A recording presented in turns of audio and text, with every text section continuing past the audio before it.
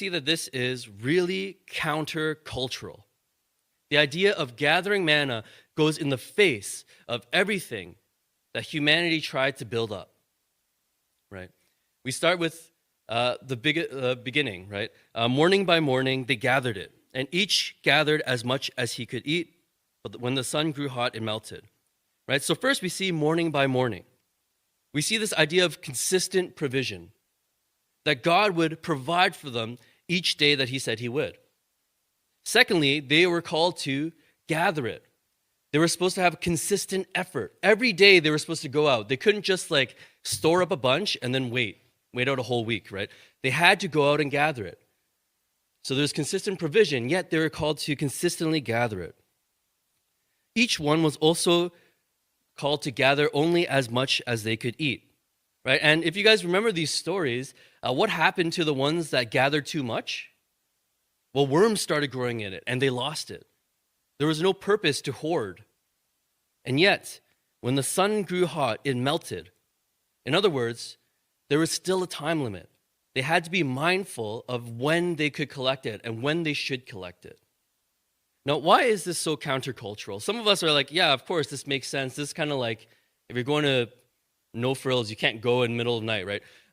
But think about the context. Think about who these people were.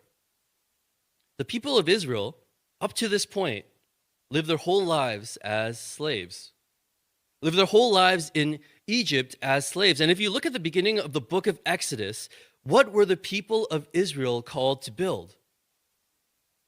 They were called to build storehouse cities, places where Egypt would just gather stuff for the sake of gathering it.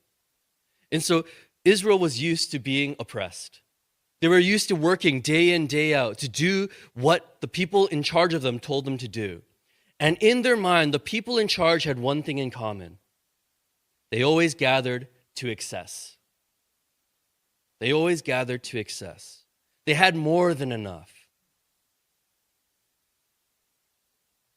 And in this pattern that God is trying to set, I think he was trying to show the people of Israel one thing, that they were not called to live like the world. God didn't take them into the wilderness and out of Egypt to make Egypt too, right? He didn't want them to make storehouses to store all their stuff. He wanted them to live radically different. And so he gives them this system that is not an extreme like they experienced in Egypt, but a middle in between instead. And so they struggle to keep Sabbath. They struggle with this idea of manna. And I think it's very easy. I grew up hearing this story and I was like, oh man, they're so dumb. It's so easy. All I have to do is pick up bread from the floor every morning. But I want us to appreciate how hard that struggle is, because God calls us to that same struggle. To look at the world around us and say, well, this world is full of extremes. This world wants to put us in categories. This world wants us to be one thing or another. And God is saying, no, I don't want that for you. You see, holy living sets us apart because we fail to align ourselves to the world's categories. Right? The world wants to pin us on one side or the other, but God calls us to unity, not necessarily uniformity.